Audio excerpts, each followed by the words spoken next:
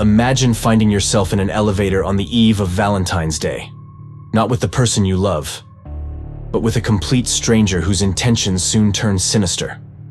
In this retelling, Jennifer finds herself in a trial with Guy, a man whose dark secrets are revealed in a confined space. As the situation escalates, Jennifer's fight for survival becomes a gripping tale of guile and resilience. What secrets does the elevator hold?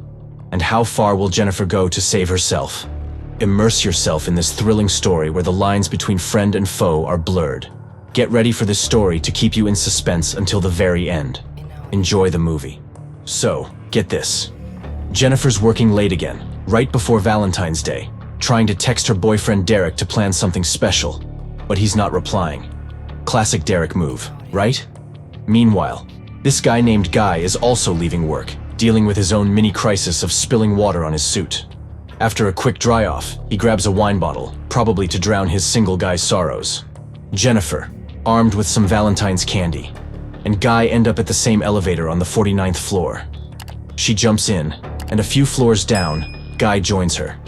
They start chatting about their weekend plans, and boom, the elevator just stops. Dead.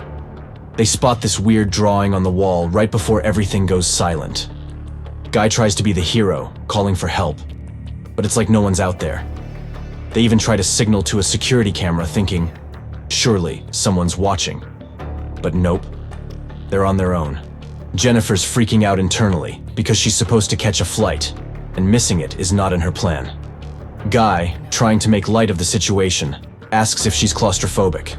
She's not, but Guy claims he is, probably trying to find some common ground. They even share where they work, but it's clear they're stuck. They start getting desperate, looking for any escape route, even contemplating the ceiling hatch as a way out. Jennifer, in a moment of bravery, or desperation, climbs on Guy's shoulders to check it out. Close quarters, you know, but no luck. The hatch is a no-go. Time's ticking, and Jennifer's anxiety about her flight is through the roof. They're trying everything to get out, signaling, calling, you name it. But help seems like a distant dream. An hour passes, and they're starting to regret ever getting into that elevator. Talk about a meet cute gone wrong, huh? So, as they're stuck in this elevator, the vibe starts to shift a bit. Jennifer's parched, right?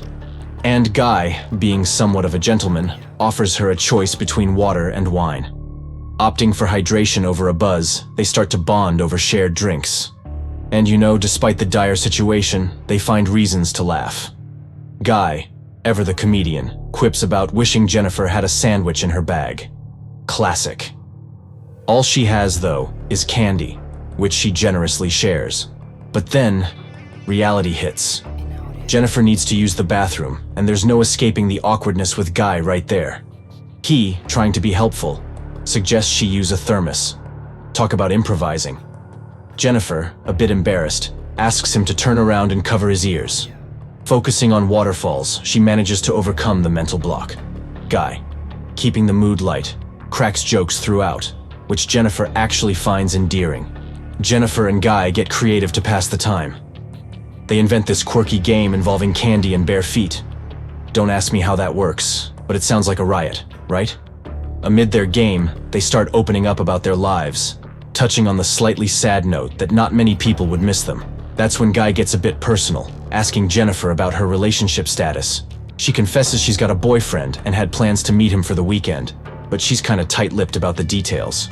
Deciding to shift the mood, they crack open a bottle of wine Guy had with him. Jennifer takes a sip and approves, the first win of the evening. Buzzed on wine and camaraderie, they move on to painting. Yes, painting. In an elevator, of all places. Guy drops a bit of a bombshell here. He's seen Jennifer around the building before and had been too shy to say hi. He thinks she's pretty, and she's all flattered. Their impromptu art session ends with some laugh-worthy drawings, and Jennifer snaps a pic for keepsakes. Eventually, hunger strikes, and they start fantasizing about food, pondering what they'd kill for a bite of right now. But Jennifer, maybe feeling the wine or the weirdness of discussing dinner menus in their situation, cuts the conversation short and captures another moment with her camera. The plot thickens when Jennifer and Guy, maybe fueled by the wine or the peculiar intimacy of their situation, drift into a conversation about past romantic encounters. Jennifer, ever the documentarian of their elevator saga, decides it's a story worth recording on her phone. Guy seems a bit hesitant at first, but Jennifer breaks the ice with a tale from her college days in the library. They delve into the nitty-gritty, and you can tell Guy's intrigued, even though he claims he's got no stories to match. Not buying his initial shyness, Jennifer coaxes a story out of Guy about a close encounter he had with a coworker in a car. But as he gets to the juicy part, he becomes visibly embarrassed. Jennifer, sensing his discomfort, encourages him to go on, leading Guy to make an unexpected confession about being turned on by their conversation. Embarrassment turns into a moment of honesty between them, and suddenly, they're discussing a more physical connection. The heat, both literal and metaphorical, leads them to shed their inhibitions along with their clothes. What follows is a moment of intimacy that seems to catch them both by surprise. Afterward, as reality sets in, Jennifer starts to redress, prompting Guy to question whether she enjoyed their encounter. Jennifer reflects on her relationship with her boyfriend, insisting that what happened in the elevator was just an accident, a momentary lapse. But for Guy, it's more profound. He confesses his love for Jennifer. However, Jennifer remains steadfast in her loyalty to her boyfriend, promising fidelity once they're free from their confined space. In the aftermath of their intense moment, Jennifer, trying to navigate the awkwardness, suggests they keep in touch outside the elevator, but makes it clear that what happened changes nothing between them. Guy, heart on his sleeve, is crushed, feeling his feelings aren't reciprocated. Trying to diffuse the tension, Jennifer attempts to calm him down, but Guy drops a bombshell that flips everything on its head. He confesses he's not really an accountant named Guy, but a security guard who's been secretly watching Jennifer for a while. He knows way too much about her, even revealing he's seen the texts between her and Derek. He shows her CCTV footage from her office to prove it. The revelation sends chills down Jennifer's spine as she realizes the extent of his obsession. Freaked out and desperate, Jennifer threatens to call the police, but Guy, unfazed, simply shows her a key, implying she could have left any time. The situation escalates quickly when Jennifer, in a panic, tries to snatch the key, accidentally breaking it. In the scuffle, Guy momentarily gets knocked out, but when he comes to, he's furious, grabbing Jennifer and throwing her to the floor in anger. Jennifer's attempt to maintain a semblance of normalcy after their unexpected intimacy is shattered by the revelation of Guy's true identity and his sinister intentions. The situation in the elevator quickly spirals from uncomfortable to downright dangerous. When Jennifer comes to, Guy's already there, wide awake, and he decides it's story time. He spills everything about his elaborate plan to engineer their alone time in the elevator, almost disappointed that Jennifer didn't see the romance in his actions. Jennifer, trying to grasp the reality of her situation, questions where the rest of the security team is. Guy nonchalantly mentions he's the only one around and ominously hints he's prepared to go to extreme lengths, even mentioning prison as if it's just a minor inconvenience. Despite the rising fear, Jennifer instinctively threatens him with jail, which only seems to agitate him further. Yet, after a moment of tension, Guy shifts gears, suggesting they open the Valentine's gifts Jennifer had presumably brought for Derek. Amid the surreal turn of events, he tries on Derek's jacket, discovers a cigar along with scissors and a lighter among the gifts, and confesses a desire to smoke it. Guy, perhaps sensing the gravity of his actions, expresses regret and bizarrely proposes a chance at reconciliation outside their current predicament, even suggesting a getaway as if they could just leave the ordeal behind them. In a moment of desperate improvisation, they use a thermos to break the lamp, a small act of rebellion against the darkness enclosing them. In a twist straight out of a thriller, after breaking the lamp, Guy spots a way out through the ceiling, an emergency exit, miraculously overlooked. With the hatch now open thanks to their makeshift tool, the thermos, freedom seems tantalizingly close. Guy, caught up in the escape plan, asks Jennifer for a boost, but she's hit her limit, physically and emotionally. Cleverly, she convinces him that she won't rat him out to the police, playing on his desperation to believe her. Miraculously, it works, and he boosts her towards the exit. But then, Jennifer's survival instincts kick in, leading her to make a move that enrages Guy. He realizes she's played him. Betrayal ignites his fury, and in a desperate bid for escape, he tries to follow her out. Catching up to Jennifer, he drags her back into their metal prison. Jennifer, however, isn't down for long. She awakes with a plan, setting off the smoke alarm to trigger a rescue operation.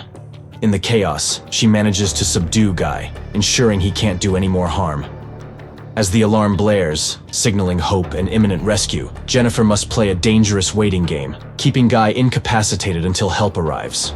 It's a heart-pounding moment of triumph mixed with terror as Jennifer secures her safety and prepares to face whatever comes next.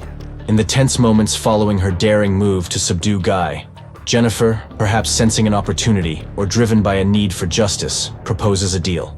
She demands that once they're free from the elevator's confines, he'll surrender to the authorities. With her phone at the ready, she records a video confession, ensuring there's no backtracking for Guy.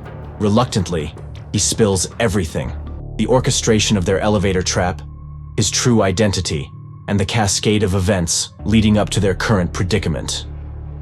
He admits to the deliberate sabotage, the kidnapping, and the harm caused, all in a twisted effort to forge a connection with Jennifer. But the confession doesn't stop there. Guy reveals a dark chapter from his past involving a car accident that landed him in jail, shedding light on his post-incarceration struggles. Jobless and desperate, he found himself in the role of a security guard, a position that ultimately paved the way for their fateful encounter. Jennifer, now armed with his confession, has effectively turned the tables, ensuring that Guy faces the repercussions of his actions. As this twisted tale unfolds further, Eddie, another security guard, and his girlfriend Ruby get involved, adding another layer to the already complex situation. Eddie, who's on the lookout for his colleague John, actually Guy under his real identity, stumbles upon the live feed of Jennifer and Guy trapped in the elevator. Eager to help, he rushes to their location, unknowingly walking into a much darker scenario than a simple elevator rescue. In a moment of distraction, Eddie fails to see the full picture, allowing Guy to manipulate the situation further. Guy, seizing the opportunity, restarts the elevator and, under the guise of assistance, abducts Jennifer, spiraling the event into a deeper nightmare. He meticulously covers his tracks, erasing surveillance footage and disposing of any evidence that could link him to the crime. But the plot thickens as Ruby, witnessing the unsettling behavior and the subsequent actions of Guy, realizes the gravity of the situation. Guy, now desperate to eliminate any loose ends, plans a sinister finale for Jennifer in a secluded alley, intending to set the scene ablaze. However, Jennifer, embodying resilience and quick thinking, turns the tables on Guy. In a decisive moment, she strikes back, using the canister as a weapon to incapacitate him. With Guy momentarily out of the equation, she makes her escape, not before ensuring he receives a taste of his own medicine. Lighting a cigar, she sets the scene ablaze, symbolizing her triumph over darkness and her escape from the clutches of a predator. In this intense film, Jennifer gets trapped in an elevator with Guy, who at first seems like a mere stranger but soon reveals a darker, obsessive side. As the story unfolds, Jennifer's fight for survival showcases her resilience and ingenuity, culminating in a gripping finale where she outsmarts her captor. If you enjoyed this quick recap, don't forget to hit the like button and subscribe for more engaging content. Now, here's a question to spark some discussion. Do extreme situations reveal true nature or amplify existing traits? Drop your thoughts in the comments below.